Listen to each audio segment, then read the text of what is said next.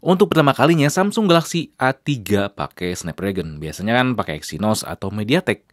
Nah, apakah seri ini tuh bakal manis ya kayak dulu waktu Samsung Galaxy A52s? Dan setelah saya coba ya, bisa saya bilang di awal bahwa si Samsung Galaxy A36 itu kurangnya sama kayak A56. Apa itu di sini Fadil udah kurang review Samsung nah.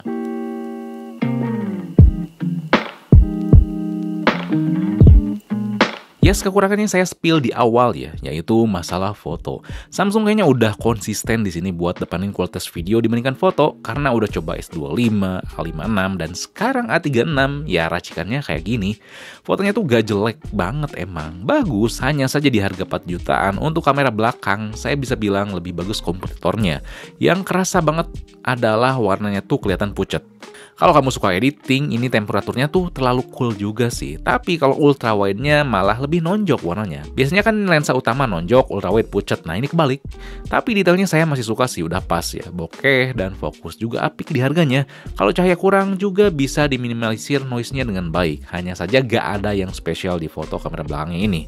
Namun buat selfie lumayan di harganya. Lebih enak dilihat dibandingkan hasil kamera belakang.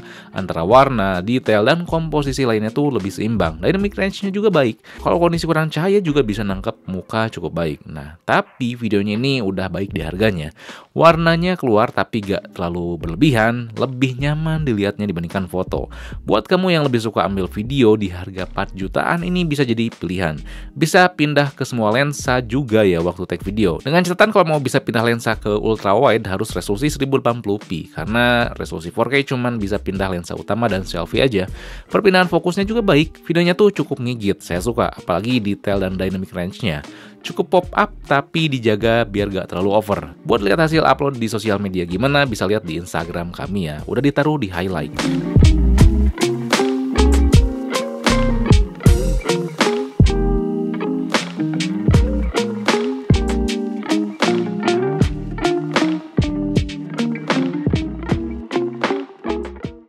Lumayan baik, detail mukanya oke.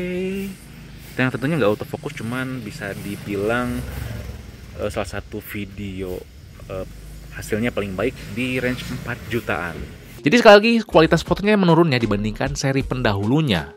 Tapi apakah aspek lainnya juga menurun? Kita lanjut.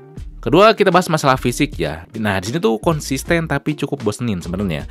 Rating ketahanannya kalah dibandingkan kompetitor lain. Di sini masih IP67 dikala yang lain tuh udah IP68. Secara desain pun gak beda jauh dibandingkan A35, cuman dipasang frame kamera tambahan aja di belakang. Cukup boring, tapi saya suka Samsung tetap pertahankan kesimpulan desainnya ini. Termasuk saya suka sistem getarnya yang nyaman, gak murahan. Yang agak kerasa murah ada di frame plastiknya. Ini bukan aluminium ya. Untungnya sisinya tetap lembut, bikin gripnya enak. Dan tetap dikasih backdoor berlapis Corning Gorilla Glass Victus Plus kayak Galaxy A56. Untuk masalah ergonomi secara overall buat yang suka ponsel ukuran gede, pasti suka sih. Karena kerasa banget ini berisi dan besar. Buat dipegang satu tangan tuh ya agak susah. Yang sebenarnya bikin bingung kenapa di body bongsor ini baterainya tuh cuma 5000 mAh sih. Padahal seharusnya ya bisa lebih. Dan ya Samsung tuh belum mau ya buat nerapin teknologi baterai terbaru kayak kompetitor lainnya. Jadi apakah baterainya boros? Well, dengan pemakaian intens tanpa main game dan full mobile data, dengan kegiatan kayak browsing, ngetik, sosial media, belanja online, take foto dan video, dengan konsumsi 90% bisa ngasih screen on time hampir 5 jam. Udah cukup sih. Gak bisa dibilang awet banget. Cukup aja. Sedikit lebih baik dibandingkan kompetitor lainnya. Cuma saya ngarepin bisa lebih dari ini sih. Karena secara teori, Snapdragon 6 generasi ketiga tuh baru diluncurin akhir tahun kemarin. Jadi harusnya ya dengan update mendatang makin lebih irit. Apalagi kan secara teori juga, pabrikasinya tuh cuma 4 nanometer. Lalu ini saya coba pakai RAM yang 8GB ya, bukan 12GB.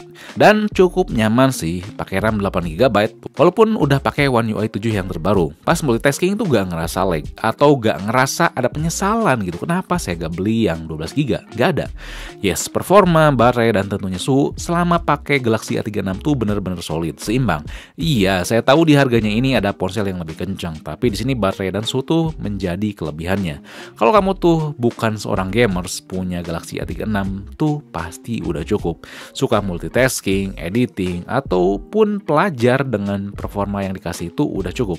Tapi bukan berarti A36 tuh gak bisa diajak main game. Jelas bisa. Saya coba paksa settingan grafis bagus untuk PUBG, Genshin Impact, dan Zenless Zero.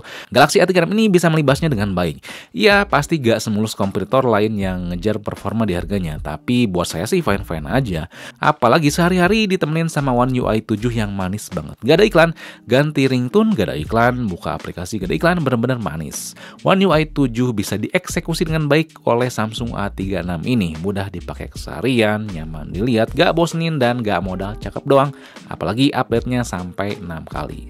Dan Samsung juga ngasih fitur AI di sini, si Awesome Intelligence, tapi ya jangan samain kayak AI di seri S ya, si Galaxy AI. Ada objek eraser yang bisa ngapus objek aja tanpa ngeganti dengan objek lain ya, nggak kayak seri flagshipnya.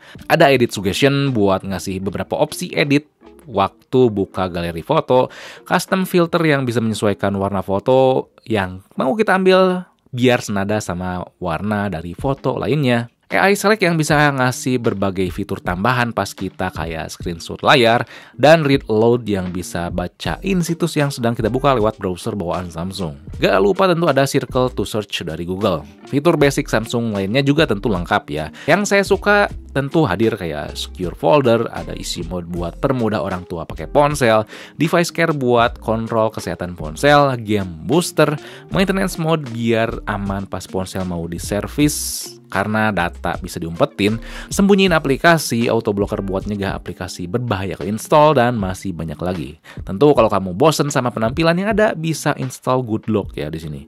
Fitur-fitur yang ada tuh sekali lagi bisa berjalan dengan baik di Galaxy A36 dengan varian 8 GB. Nah, semua hal itu bisa dinikmati lewat layar 6,7 inci ini yang bisa saya bilang gak ada yang spesial kecuali si Corning Gorilla Glass Victus Plus aja. Secara visual tuh ya biasa aja, kayak AMOLED biasa, gak dukung video HDR pula gitu. Makanya si kameranya pun pas ambil video gak ada mode HDR ya. Kalau kamu ngarepin layar besar dengan pelindungan Gorilla Glass terkini, pasti suka. Tapi kalau kamu ngarep suatu visual yang manjain mata kamu di harganya, jangan ngarep deh. Ini gak jelek ya, gak jelek sekali lagi, tapi ya biasa aja. Jadi Samsung Galaxy A36 ini adalah ponsel 4 jutaan yang lagi-lagi hampir seimbang di setiap aspek. Kamu juga pasti tahu di harganya ini tuh banyak brand Cina yang nyuguhin performa lebih kencang lah, foto lebih baik, dan hal lain yang lebih menonjol. Tapi di harganya ini Samsung A36 masih juara soal keseimbangan. Tentu gak seimbang banget ya, katakanlah tadi ya kualitas foto kamera belakang yang biasa aja. Layarnya pun gak menonjol, termasuk baterainya perlu dipoles sedikit ya, biar lebih awet.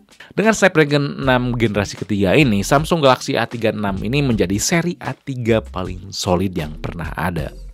Namun, kalau kamu tuh pengguna A34 atau A35, gak wajib ganti ke seri ini sih. Kecuali kalau kamu tuh pengguna A33 ke bawah, buat ganti ke seri ini cukup worth it kok. Namun apakah worth it ya dengan nambah 1 juta buat beli A56? Atau sebenarnya A36 itu udah cukup ya? Apalagi kan ini pakai Snapdragon dan A56 tuh pakai Exynos. Oke? Ditunggu aja ya komparasi videonya.